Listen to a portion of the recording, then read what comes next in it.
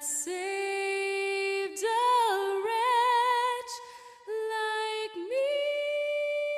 When peace like a river attendeth my way, when sorrows like sea billows roll, then sings my soul, my Savior God, to thee. How great thou art, how great thou art.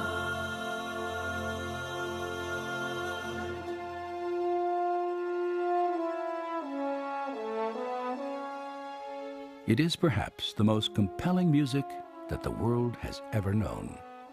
Treasured anthems lifted toward heaven on the clean, pure winds of faith.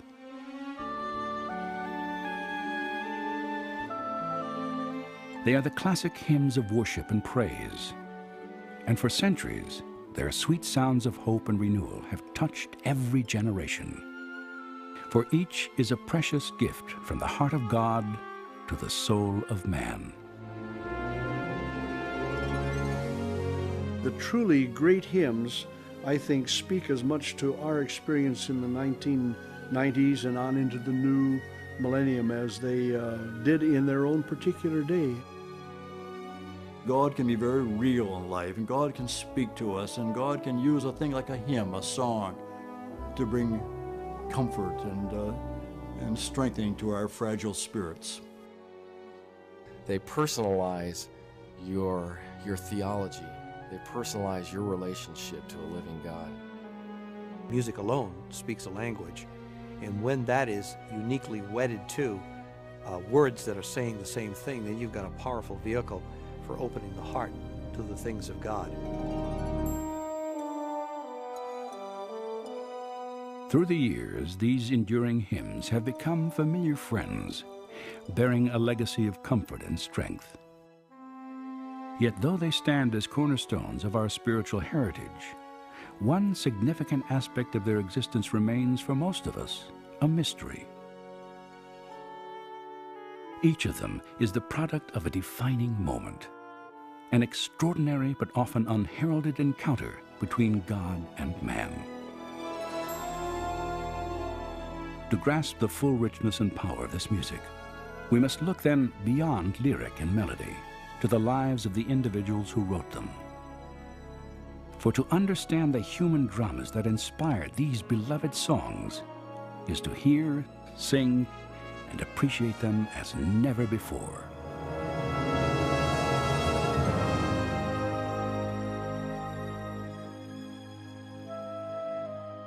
They are the great hymns of the faith, the sweetest sounds to ever fill the earth.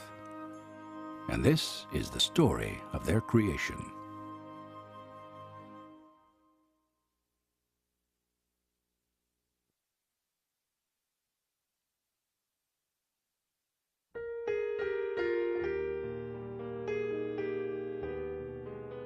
The melody carries the tremendous message that Horatio Spafford wrote. The text is beautiful, it's certainly biblical, it conveys great truth that you and I know to exist in the Word, but yet it comes out of a broken heart of a man who went through some unbelievable things.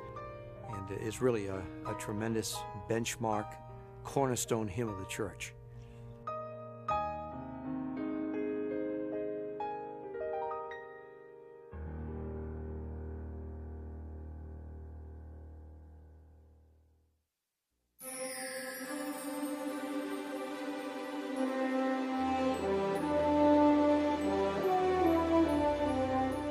Following the end of the Civil War, Chicago, Illinois stood as the gateway to the American West.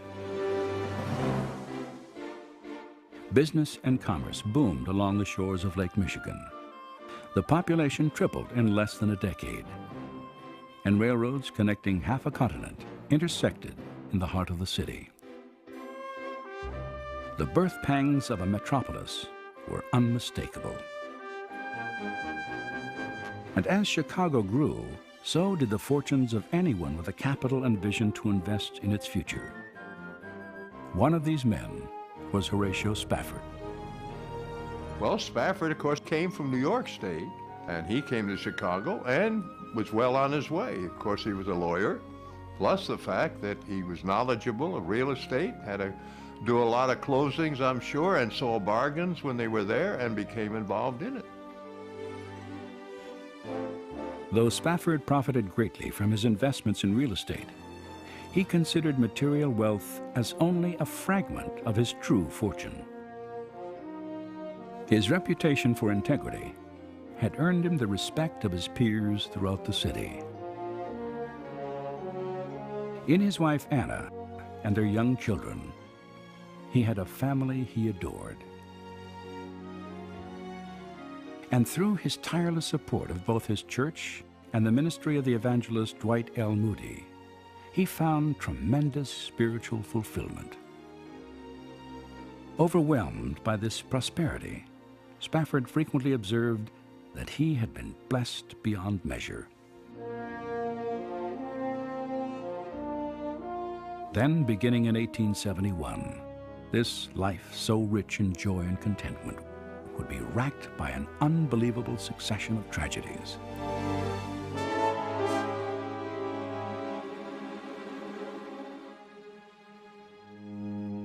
That winter, Horatio and Anna's only son died of scarlet fever.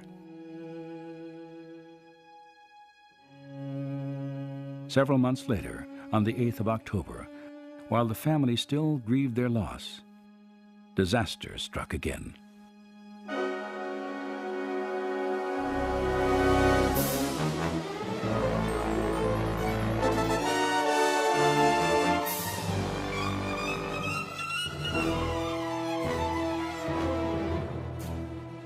Within 24 hours, most of Chicago's downtown area and North Side homes were destroyed. 300 people lost their lives, and 98,000 were left homeless. People were driven into the lake, and many millions of dollars worth of damage occurred at that time. It virtually wiped out Horatio Spafford's real estate investments. So that was an extreme tragedy in his life. Yet despite his enormous personal losses, Spafford went to work after the fire, helping friends who had suffered even greater setbacks than his own.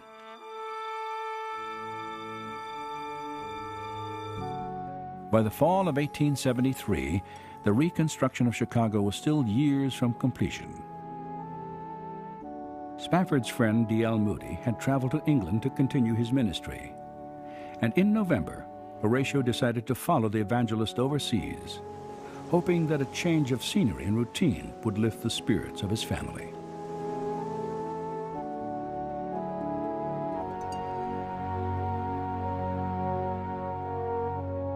He purchased 6 fares on the French ocean liner Ville du Havre, one of the finest passenger vessels in the world. The day before the Spaffords were scheduled to leave Chicago, Horatio received word that he was needed immediately for urgent business meetings regarding property he had lost in the fire. Despite his obligations, Spafford insisted that his wife and daughters leave for England without him. He would join them there in a few weeks.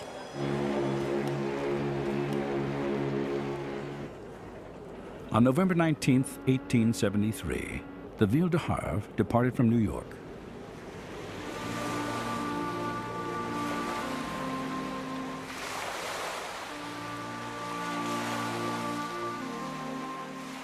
Four days into the voyage, the ship encountered heavy fog in the North Atlantic.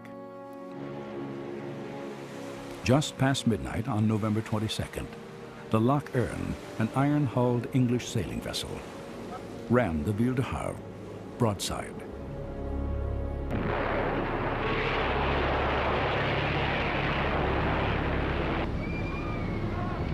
The luxury liner sunk in less than 12 minutes.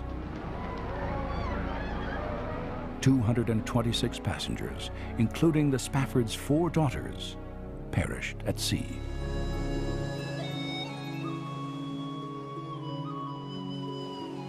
An hour after the accident, Anna Spafford, barely alive and clinging to a piece of wreckage, was pulled from the icy waters.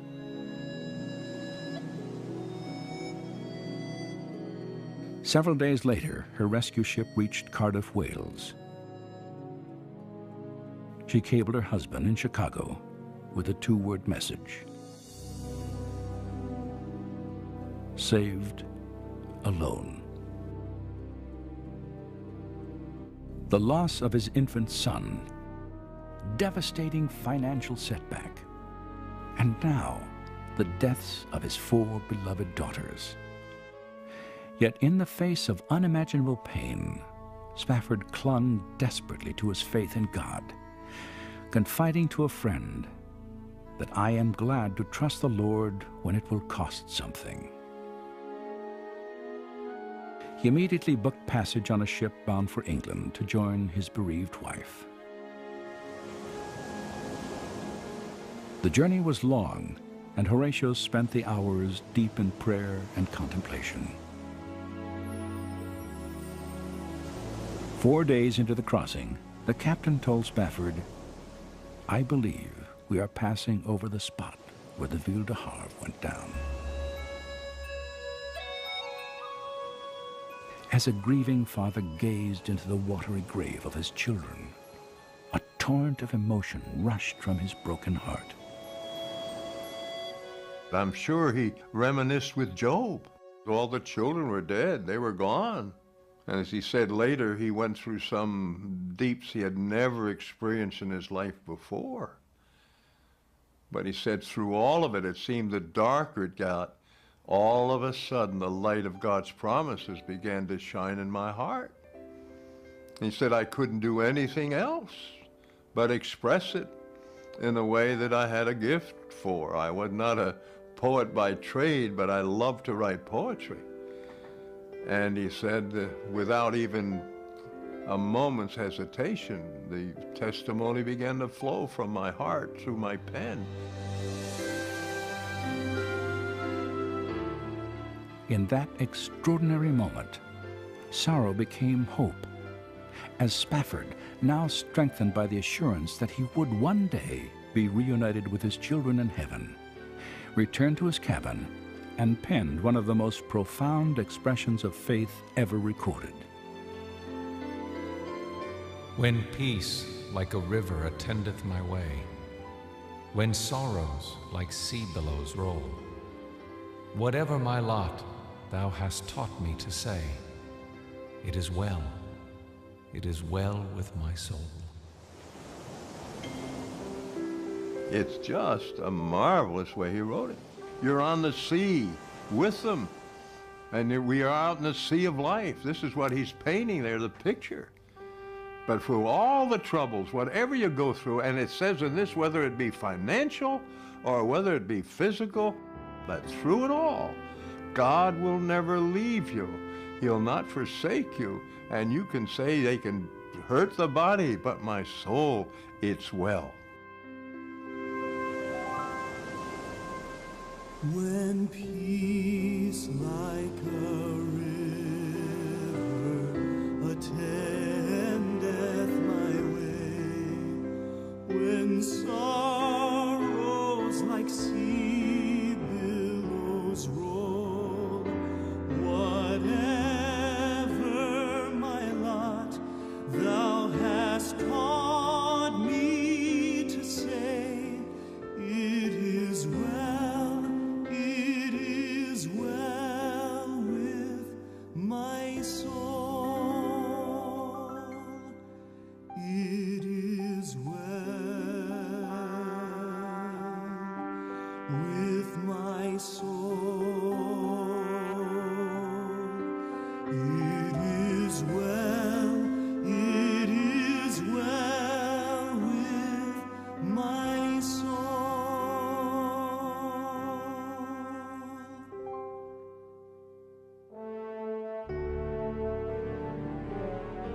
On November 22nd, 1875, exactly 2 years after the accident, Anna and Horatio Spafford visited with neighbors and friends.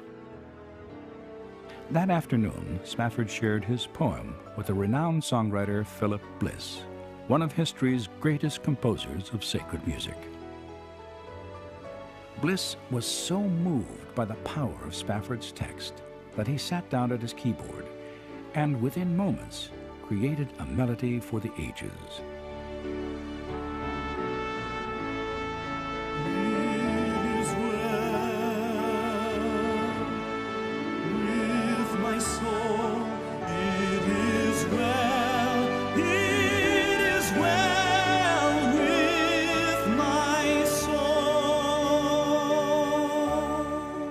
It was a perfect wedding of words and music, and a hymn that would offer immeasurable comfort and hope to the world was born. And Lord, haste the day when my faith shall be sight, the clouds be rolled back as a scroll, the trump shall resound, and the Lord shall descend. Even so, it is well with my soul. It is well with my soul. It is well with my soul. It is well with my soul.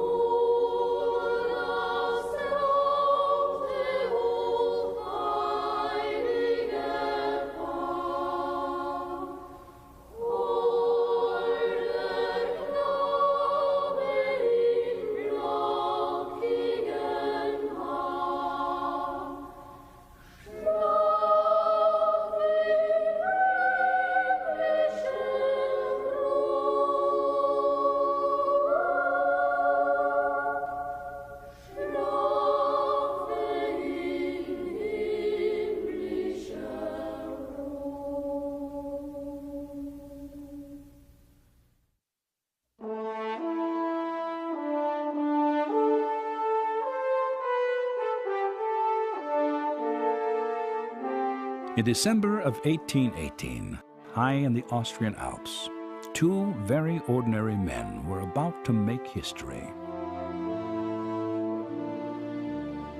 Father Joseph Moore, a 26-year-old parish priest at St. Nicholas Church in the village of Oberndorf,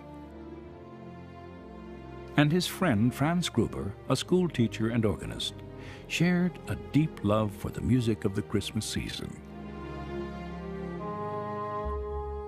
Gruber and Moore often spent long hours discussing the merits of their favorite Christmas carols and had come to the conclusion that the perfect Christmas song was still waiting to be composed. Neither man had any idea that they were about to create it themselves.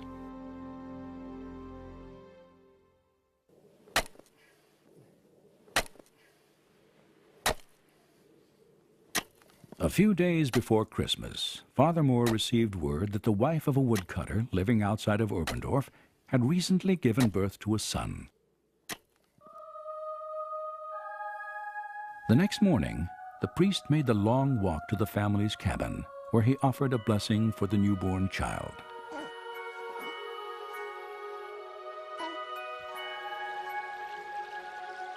Late that afternoon, as Moore journeyed back to Oberndorf, he paused to reflect on all that he had seen and experienced.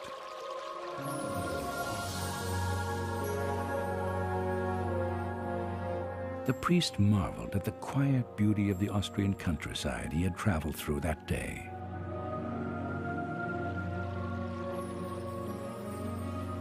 He also rejoiced in the love and happiness inspired by the infant child he had blessed.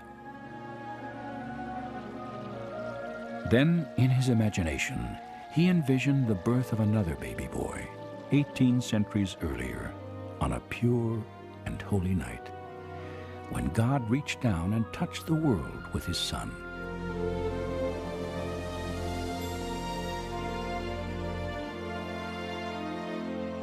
As Moore looked out over the deafening silence of the snow, he sensed, as never before, that the Savior of the world had been born in a moment of perfect serenity and holiness.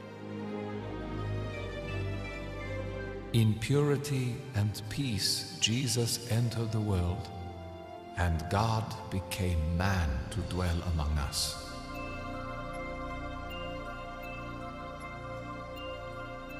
When he reached home, the cold chill that filled his study could not dampen his enthusiasm.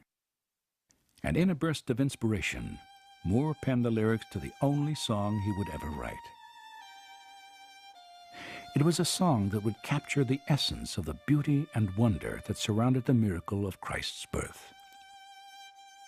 A song that began with the now immortal words, Stille Nacht, Heilige Nacht, Silent Night, Holy Night.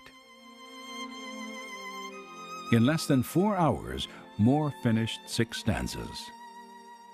His first thought was to share the song with his congregation at midnight mass on Christmas Eve.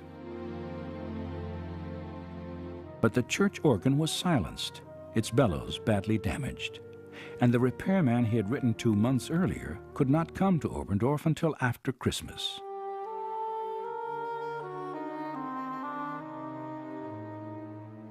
Yet Father Moore had promised special music to his congregation, and it was a promise he intended to keep.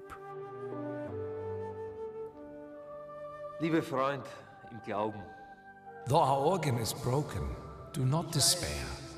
Each December, we look forward to the beautiful music of Christmas Eve. And I believe that this year will be like all the rest. Music of great joy will fill our church and our hearts.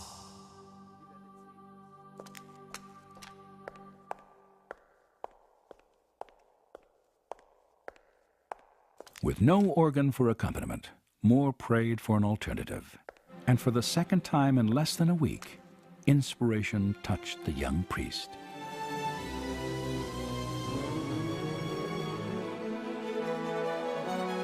In his excitement, he rushed from the church to Franz Gruber's house and presented his lyrics to his friend. And when he wrote these words and brought them to Gruber, as they coordinated their talents and abilities, Gruber is evidently supposed to have said that this is it. Father, we now have the song we've been looking for. And I guess, judging by its history since then and its acceptance, we'd have to say that's right. Moore had not only written lyrics to the perfect Christmas carol, he had also formulated an idea that would transform the broken organ into a blessing in disguise. He asked Gruber to create a musical arrangement for a Christmas Eve performance, not on keyboard, but guitar. Franz went to work immediately and composed a beautifully simple 3-chord melody. I sometimes feel that the organ being out of repair was almost providential. If the organ had been used for these simple words, we probably would have lost so much. It would have been too profound. But the simplicity of that guitar, 3 little simple chords, a little simple melody, fits so perfectly the tenderness and the warmth of Joseph Moore's original words. And so he put the melody, very simple, did it beautifully, keeping in mind that it had to be sung by the people. And he was right. He was able to put that formula together, and lo and behold, Silent Night has lived and keeps right on living.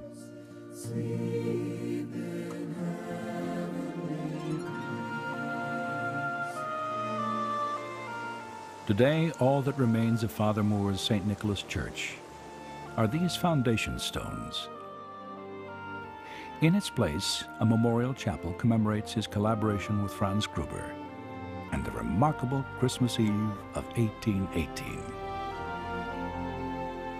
The following spring, the repairman finally arrived in Oberndorf, fixed the organ, and took the carol with him off the mountain to his own town, where it was enthusiastically embraced.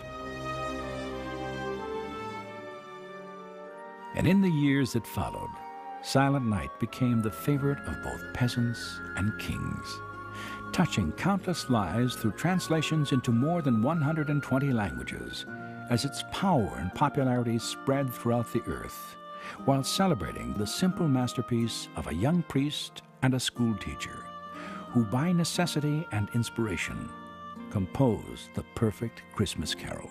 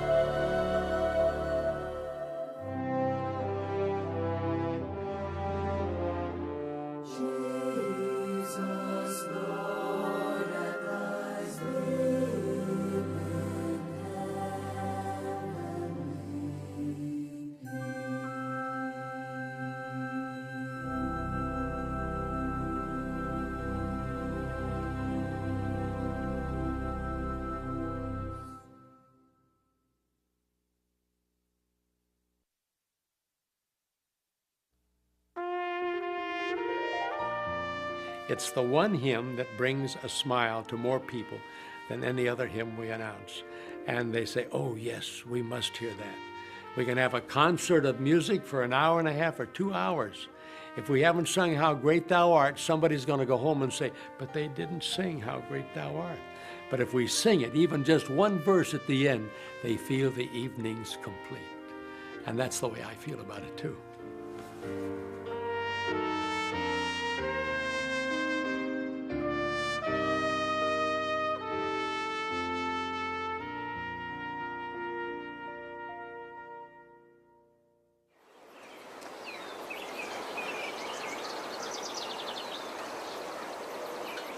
While some hymns were written in a moment of inspiration, the creation of How Great Thou Art followed a much longer, winding path. for it is the masterwork of at least 2 authors and more than 50 years of heartfelt experiences.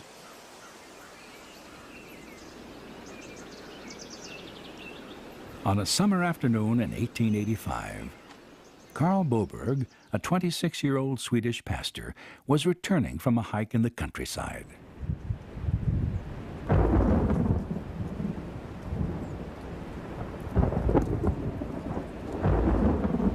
While he was still a few miles from home, a thunderstorm broke on the horizon. Taking refuge in an abandoned farmhouse, Boberg watched in awe at the spectacular display of God's power. The storm unleashed the full force of its power, with driving rain and great peals of thunder. Then, after an hour, the skies cleared as quickly as they had first darkened. A rainbow arched gracefully, and a clean breeze blew softly through the fields.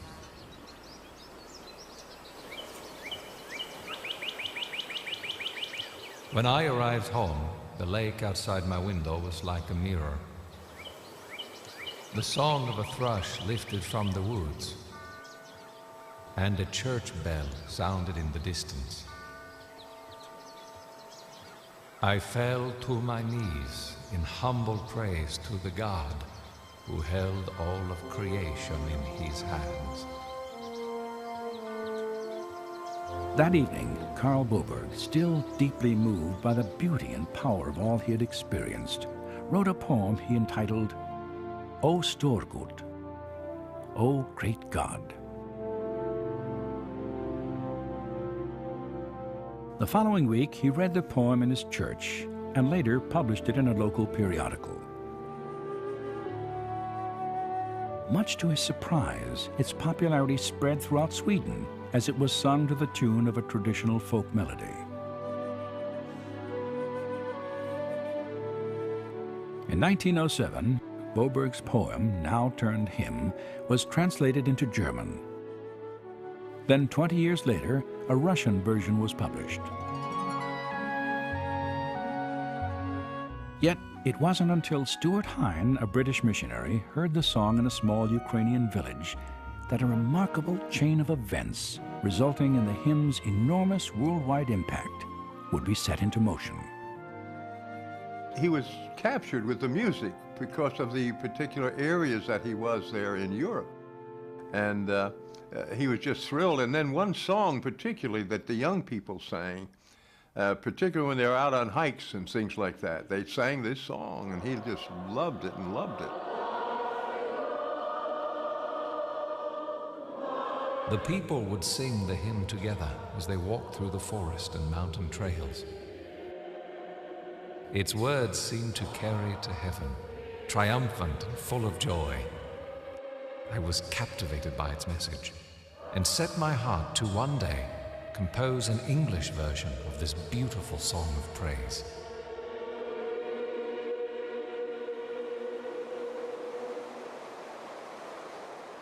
Like Karl Boberg, Stuart Hine was inspired by the natural splendor of God's creation. The first stanzas of his English rendition flowed easily from his heart. O Lord my God, when I in awesome wonder consider all the works thy hands have made, I see the stars, I hear the mighty thunder, thy power throughout the universe displayed. During the next few years, the hymn stayed alive in Hine's imagination as he preached and distributed Bibles throughout Czechoslovakia and the Ukraine. Yet as his ministry expanded, he became increasingly aware that though the people he encountered in these remote mountain villages had a deep sense of appreciation for God's creative power, they knew almost nothing of his greatest gift to each of them. One day, the missionary watched in amazement as an elderly woman picked up a Bible and slowly read the account of Christ's crucifixion to a group of her friends. It was a moment I will never forget. As she read, people fell to their knees, crying out to God in prayer, thanking Him for sacrificing His only Son on their behalf. In that wonderful instant, they understood, for the first time in their lives, the true magnitude of their Creator's love for each of them. Stuart Hine wrote the third stanza to the hymn a few days later. And when I think that God, His Son not sparing, sent Him to die, I scarce can take it in. When on the cross, my burden gladly bearing, He bled and died to take away my sin. With 3 stanzas now written, Hine looked forward to the completion of his English version. He had no idea that more than a decade would pass until that day would come.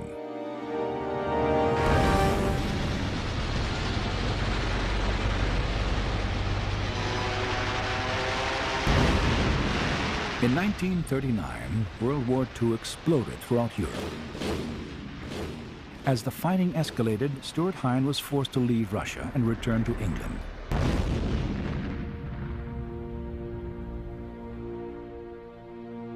There he continued his ministry in his besieged homeland. When the war ended, he remained in London to work with refugees from surrounding countries. In 1 year, more than 250,000 displaced men, women, and children poured into England seeking temporary asylum. One evening, several refugees were asked if they had any questions. The response of a young woman echoed the feelings of everyone in the room. When are we going home? When are we going home? Hine knew he had the inspiration for his 4th and final stanza. When Christ shall come with shout of acclamation and take me home, what joy shall fill my heart? Then I shall bow in humble adoration, and there proclaim, my God, how great thou art. After 21 years, Stuart Hine's work was finally complete, and the door was opened for the unmistakable power of the hymn to spread throughout the world.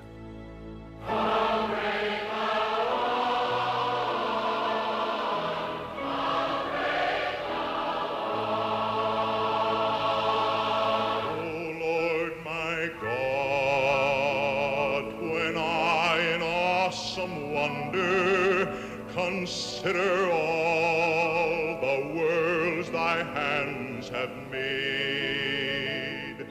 In 1957, How Great Thou Art was introduced to massive audiences within the United States when George Beverly Shea performed the hymn during the Billy Graham Crusade held in New York City. Universe display. We were on live every Saturday night, and we sang How Great Thou Art 99 times during that crusade of some 100 nights we were there. We only missed one night, I believe, as Bev tells the story, but people began to hear it, and we had the medium through which to make it known. And that's why people who had never heard of it before were able to hear and say, I want that hymn. And you know, from the first time that we sang it, we knew that God had given us that song, that hymn, that great hymn, to praise Him with around the world.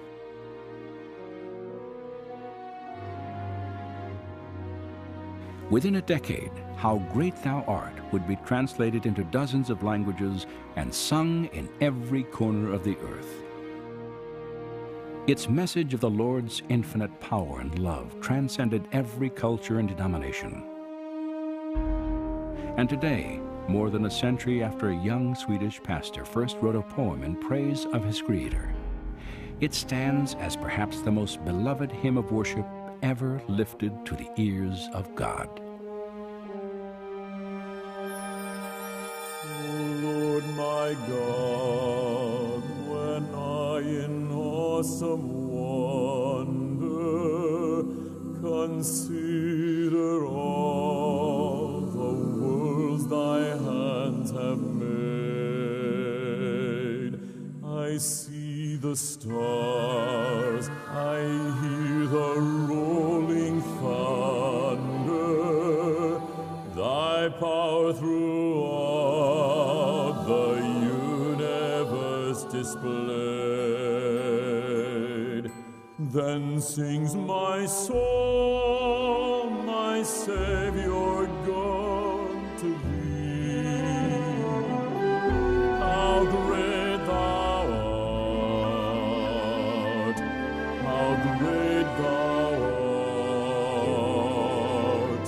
Then sings my soul, my Savior God, to thee. How great thou art, how great thou art.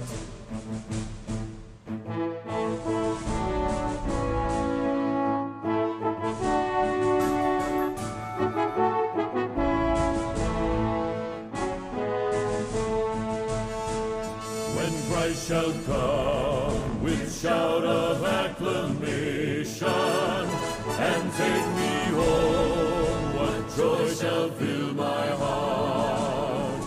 Then I shall bow in humble adoration and there proclaim, my God, how great thou art. Then sings my soul, my Savior God, to thee. How great thou art, how great thou art. Then sings my soul, my Savior God, to thee. How great thou art, how great thou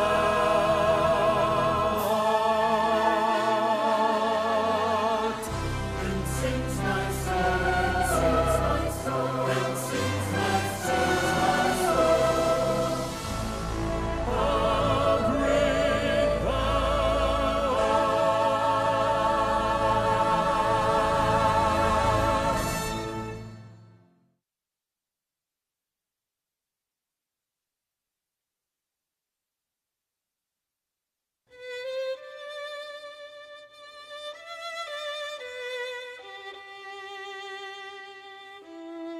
This hymn is a tremendous hymn as far as its explanation of who God is. Obviously, the message is there. A true friend. All our needs and sorrows bear.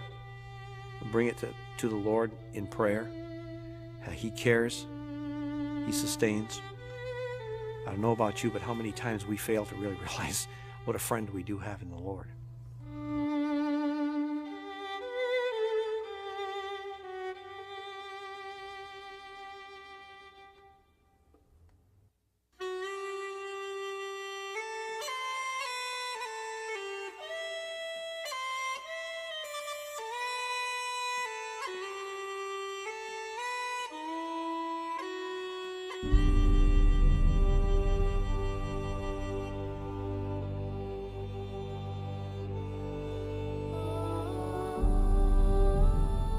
In the spring of 1844, the hills of Ireland were green.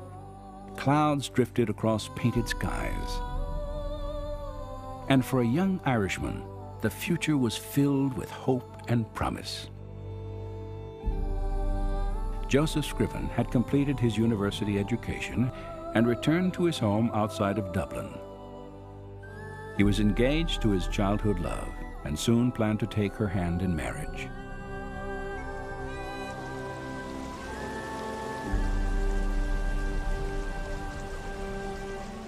On the day before their wedding, Scriven's fiancée rode out to meet him along the banks of the River Bann. In a terrifying instant, her horse was startled and she was thrown headfirst into the rushing waters. Knocked unconscious by the fall, she drowned moments before Scriven arrived.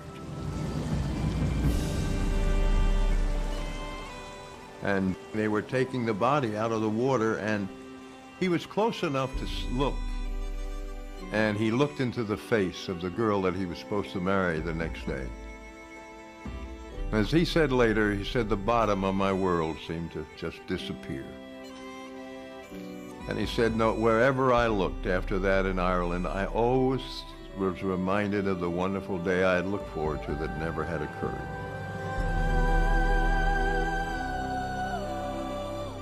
Emotionally shattered by the death of his love, Joseph Scriven turned to God for consolation and guidance. He decided to leave Ireland, and in 1845 he arrived in Ontario, Canada, where he would spend the rest of his life.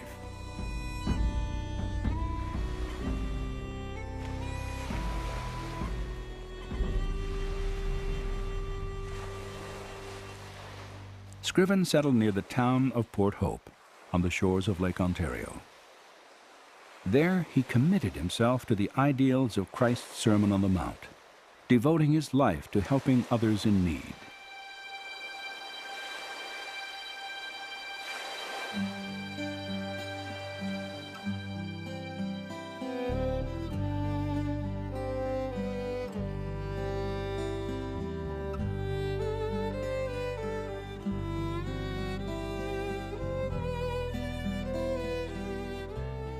Each day he walked these roads assisting widows, the sick, and the poor.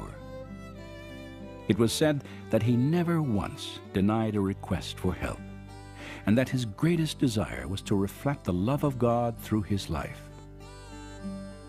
For nearly 40 years, Joseph Scriven was a living light of charity and faith in this small Canadian town. And for his acts of kindness, he came to be known as the Good Samaritan of Port Hope. So he devoted his life to love and good deeds for the people of his community there. And they saw him walking down the street carrying a sawhorse and a saw, and someone in the community said, well, there's Joseph Scriven. He's willing to saw wood for anyone. And this particular individual said, boy, I'd like to hire him to do it for me. I'd love to find a sober young man to cut wood for me. And this individual responded, well, you won't get Joseph Scriven because he only helps the people who cannot pay or have no resources for which to reimburse you. So he really did want to help people out of the goodness of his heart because of God's grace.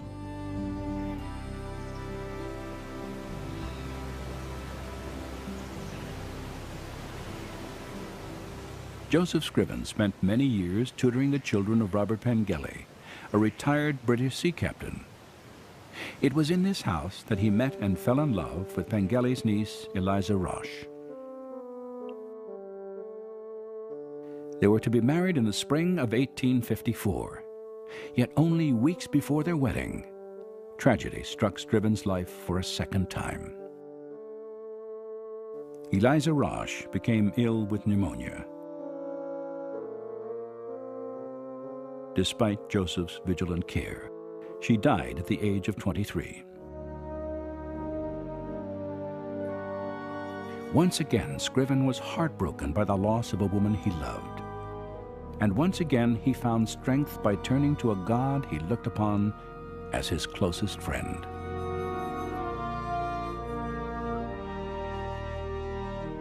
The following year, he wrote a poem to his mother in Ireland. His words described this extraordinary friendship that had given him purpose and hope in the face of devastating pain.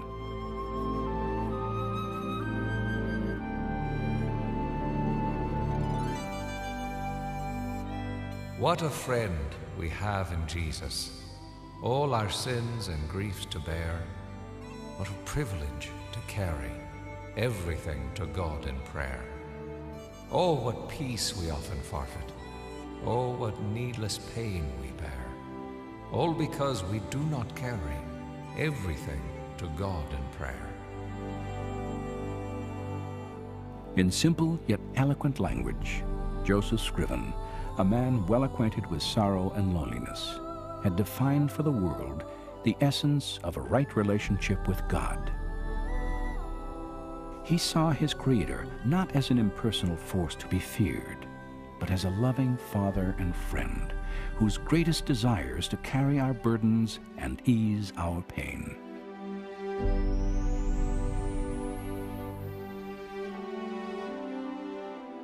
For the rest of his life, Scriven would continue to demonstrate his faith throughout Port Hope.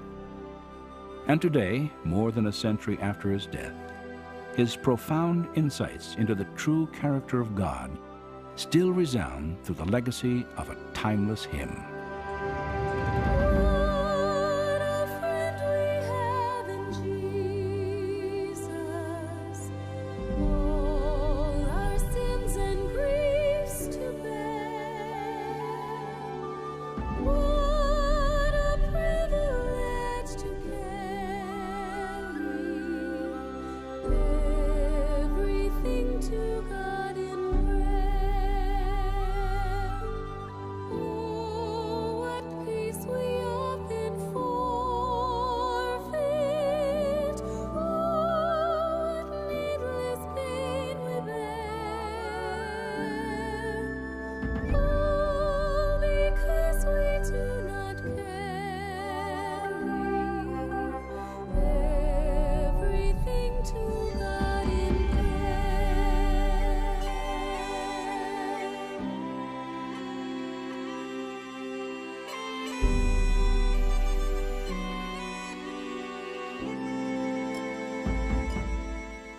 Joseph Scriven's poem was first published anonymously. Nearly a decade passed before Scriven revealed to a neighbor and to the rest of the world that he and the Lord had written it together.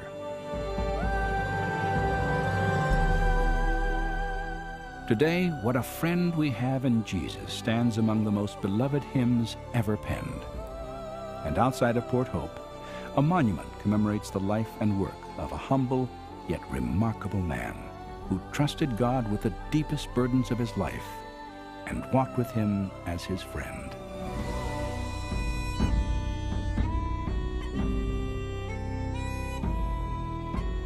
Have we trials and temptations? Is there trouble anywhere? We should never be discouraged. Take it to the Lord in prayer. Can we find a friend so faithful, who will all our sorrow share? Jesus knows our every weakness. Take it to the Lord in prayer. Take it to the Lord in prayer.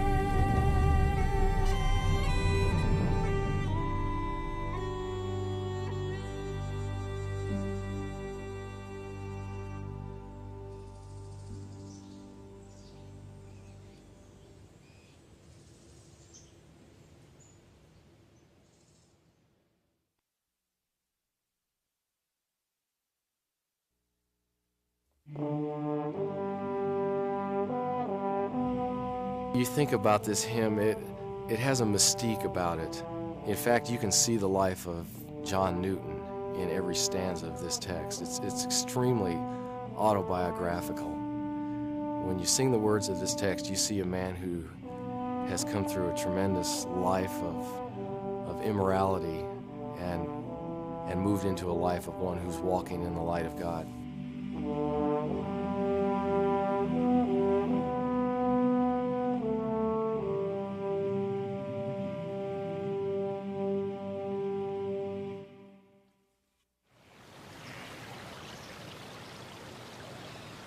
It has been said that the grace of God is often most cherished by those who have walked the farthest from its light. In a parish cemetery on the outskirts of Olney, England, lie the mortal remains of a life more grateful for God's redeeming love than perhaps any other in history.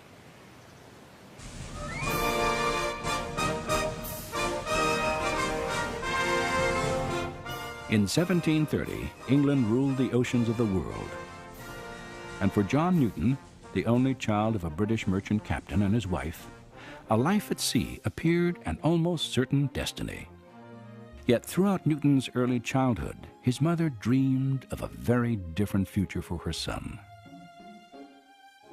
A devout woman of God, Elizabeth Newton poured her life into John's education and spiritual training, while praying fervently that he would one day enter the ministry. She must have had a tremendous, profound influence on his early life, teaching him to read. She taught him the scriptures. She taught him the catechism of the church. She always taught him the hymns of the church.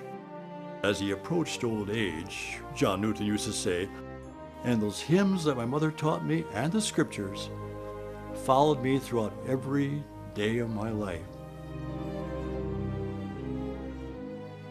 Shortly before John's 7th birthday, Elizabeth Newton died of tuberculosis. For young Newton, the loss of both mother and best friend was devastating.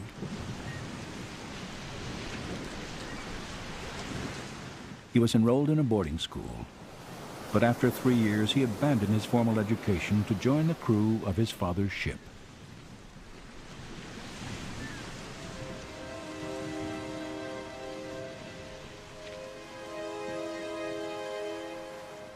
Life at sea was filled with hardship and temptation. The moral and religious values Elizabeth Newton had worked to instill within her son were quickly supplanted by rebellion and debauchery. At 19, John Newton, now a defiant yet highly skilled seaman, was kidnapped outside a tavern and forced to enlist in the Navy. He was assigned to the crew of the HMS Harwich, a British man of war. Enraged at his loss of freedom, Newton tried to desert, but was soon captured, put in irons, and publicly flogged. Years later, he would describe the depths of his despair. My heart was full of indignation, shame, and fear. I was now brought down to a level with the lowest and exposed to the insults of all. My breast was filled with the most excruciating passions, bitter rage and black despair. The events that transpired during the next 4 years would do little to heal Newton's wounded spirit.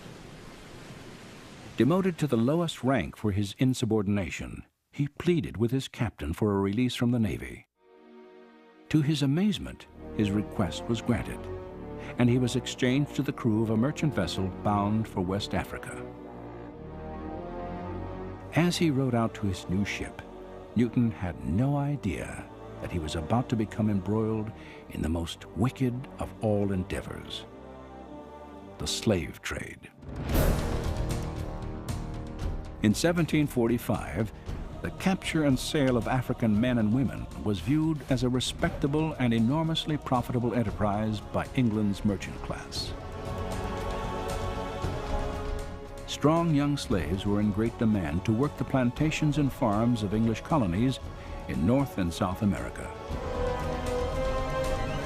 It was a brutal commerce, driven by the most inhuman of objectives. Yet Newton, perhaps buoyed by a renewed sense of freedom, displayed both enthusiasm and an aptitude for the work. With our ships, the great object is to be full.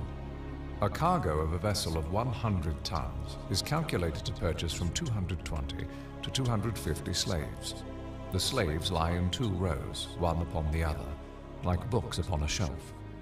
I have known them packed so close that the shelf would not easily contain one more.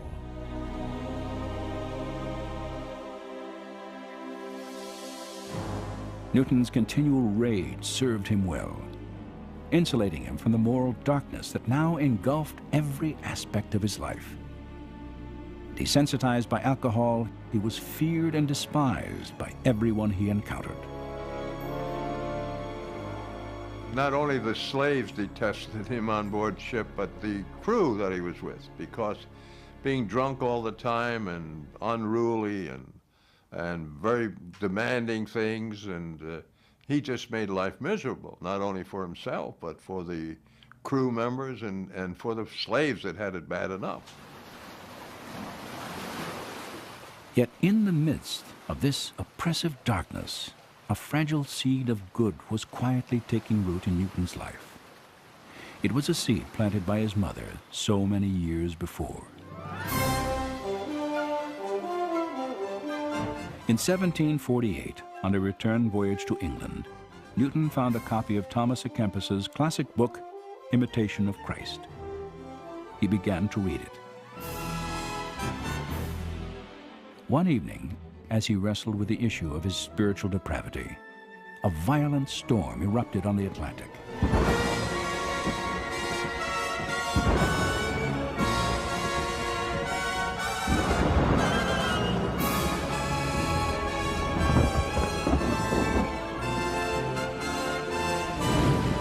Still thousands of miles from England, the crew fought for 2 days and nights to stay afloat.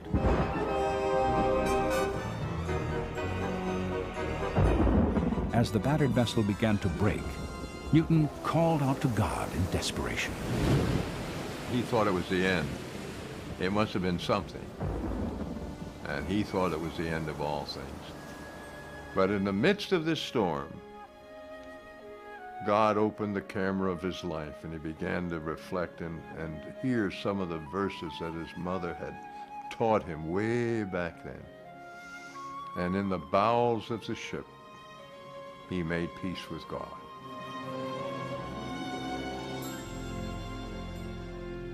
The following evening, the storm weakened. And when the ship limped into port a month later, Newton disembarked a changed man. Now hungry for spiritual guidance, he entered a church for the first time since his childhood. And as his faith in God matured, his life was touched by dramatic transformation. In 1750, he took Miss Mary Catlett as his wife, and later resigned his captaincy of a slave ship. Then, in fulfillment of his mother's prayers, he prepared to enter the ministry. At the age of 39, John Newton was ordained and appointed as pastor in the town of Olney, England.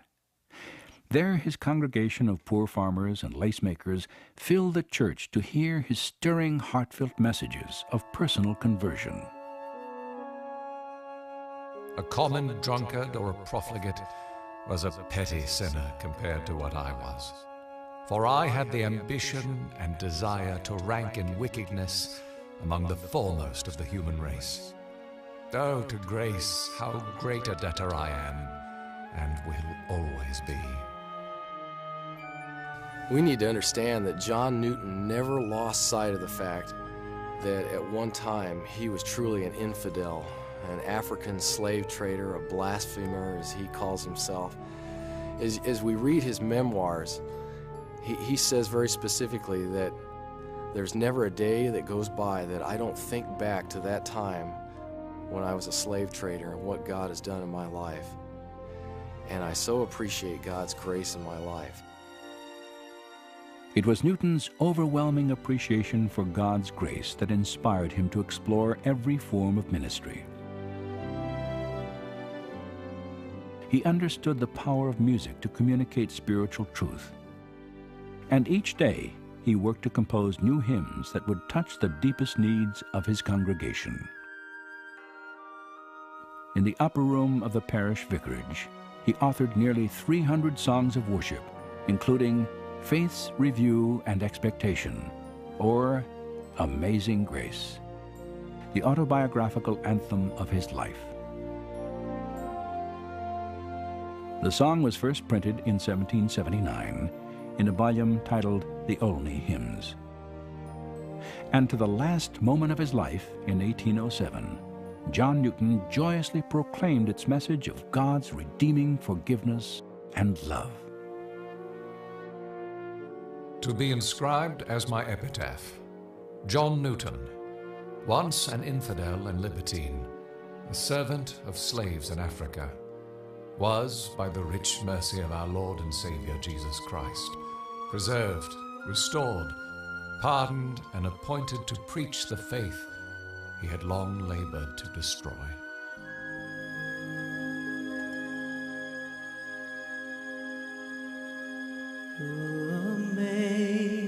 Amazing grace, how sweet the sound that saved a wretch like me. I once was lost, but now I'm found.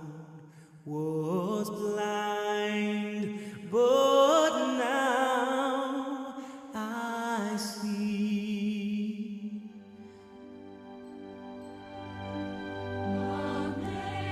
Amazing grace, how sweet the sound that saved a wretch like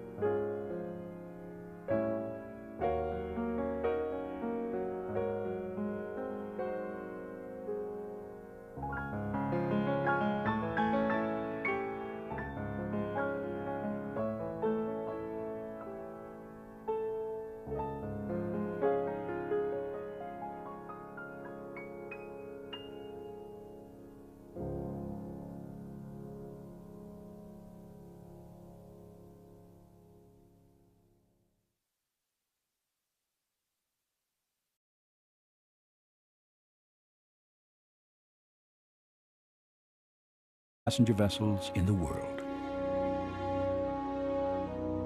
The day before the Spaffords were scheduled to leave Chicago, Horatio received word that he was needed immediately for urgent business meetings regarding property he had lost in the fire. Despite his obligations, Spafford insisted that his wife and daughters leave for England without him. He would join them there in a few weeks.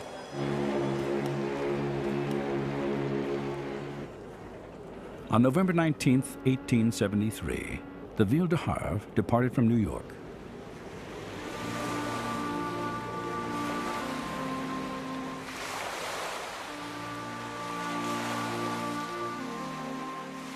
Four days into the voyage, the ship encountered heavy fog in the North Atlantic. Just past midnight on November 22nd, the Loch Earn, an iron-hulled English sailing vessel, rammed the Ville de Havre broadside.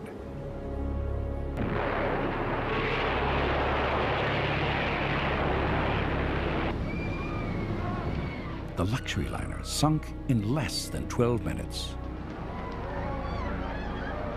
226 passengers, including the Spaffords' 4 daughters, perished at sea.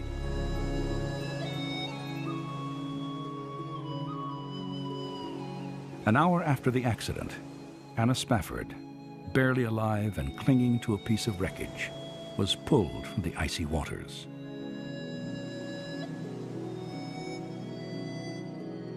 Several days later, her rescue ship reached Cardiff, Wales. She cabled her husband in Chicago with a 2-word message: saved alone. The loss of his infant son, devastating financial setback, and now the deaths of his 4 beloved daughters. Yet in the face of unimaginable pain, Spafford clung desperately to his faith in God. It's great truth that you and I know to exist in the Word, but yet it comes out of a broken heart of a man who went through some unbelievable things. And it's really a tremendous benchmark, cornerstone hymn of the church.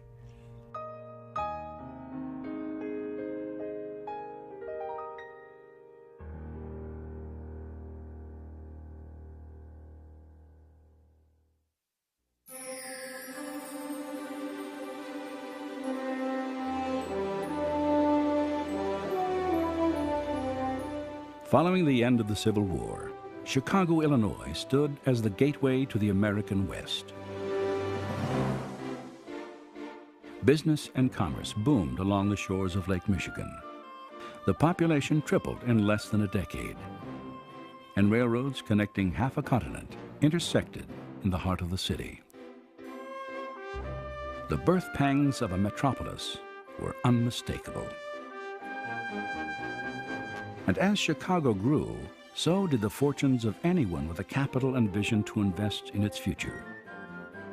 One of these men was Horatio Spafford. Well, Spafford, of course, came from New York State, and he came to Chicago and was well on his way. Of course, he was a lawyer, plus the fact that he was knowledgeable of real estate, had to do a lot of closings, I'm sure, and saw bargains when they were there and became involved in it. Though Spafford profited greatly from his investments in real estate, he considered material wealth as only a fragment of his true fortune. His reputation for integrity had earned him the respect of his peers throughout the city. In his wife Anna and their young children, he had a family he adored. And through his tireless support of both his church and the ministry of the evangelist Dwight L. Moody, he found tremendous spiritual fulfillment. Overwhelmed by this prosperity, Spafford frequently observed that he had been blessed beyond measure. Then, beginning in 1871, this life so rich in joy and contentment would be racked by an unbelievable succession of tragedies.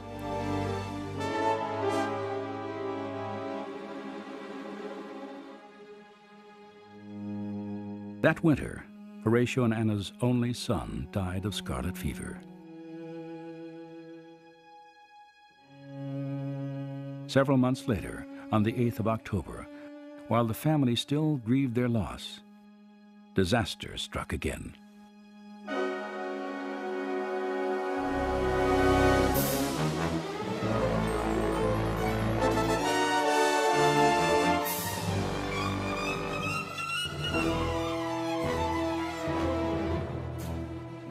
Within 24 hours, most of Chicago's downtown area and North Side homes were destroyed. 300 people lost their lives, and 98,000 were left homeless. People were driven into the lake, and many millions of dollars worth of damage occurred at that time. It virtually wiped out Horatio Spafford's real estate investments. So that was an extreme tragedy in his life. Yet despite his enormous personal losses, Spafford went to work after the fire, helping friends who had suffered even greater setbacks than his own.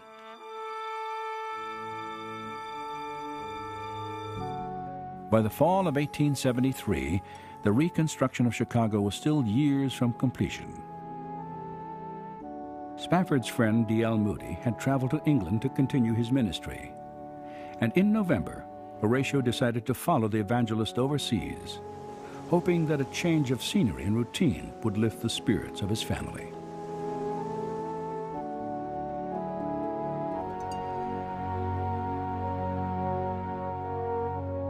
He purchased 6 fares on the French ocean liner Ville du Havre, one of the finest And on into the new millennium as they did in their own particular day.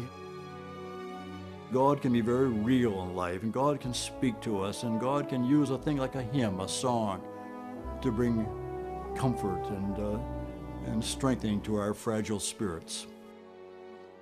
They personalize your theology.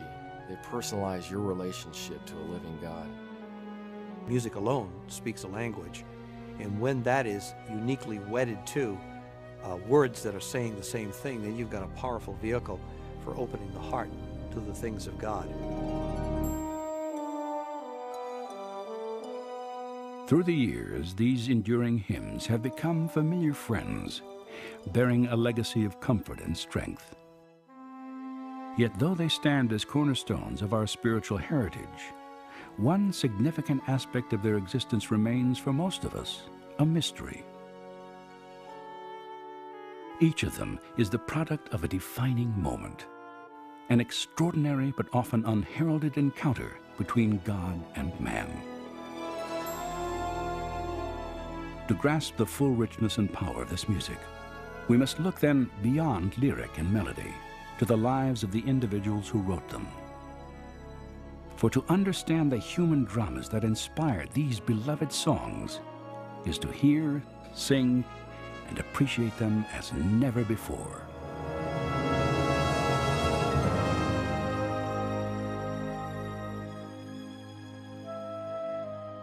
They are the great hymns of the faith, the sweetest sounds to ever fill the earth. And this is the story of their creation.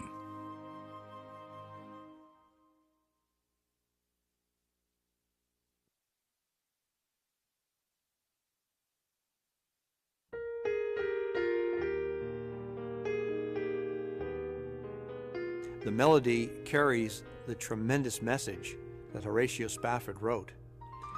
The text is beautiful, it's certainly biblical, it conveys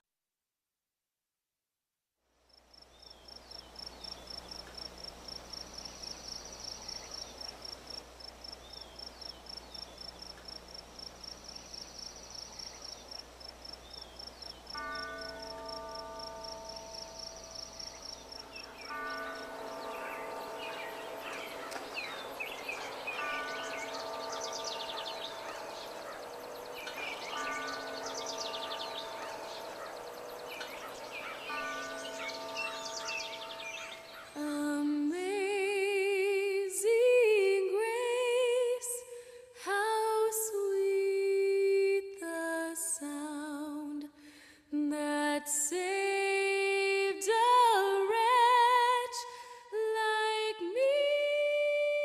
When peace like a river attendeth my way, when sorrows like sea billows roll, then sings my soul, my Savior God, to thee. How great thou art, how great thou art.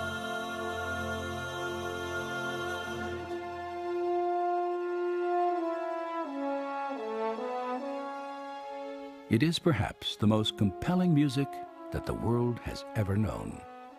Treasured anthems lifted toward heaven on the clean, pure winds of faith.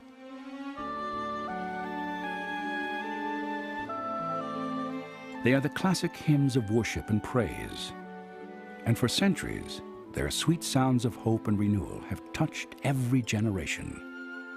For each is a precious gift from the heart of God to the soul of man. The truly great hymns, I think, speak as much to our experience in the 1990s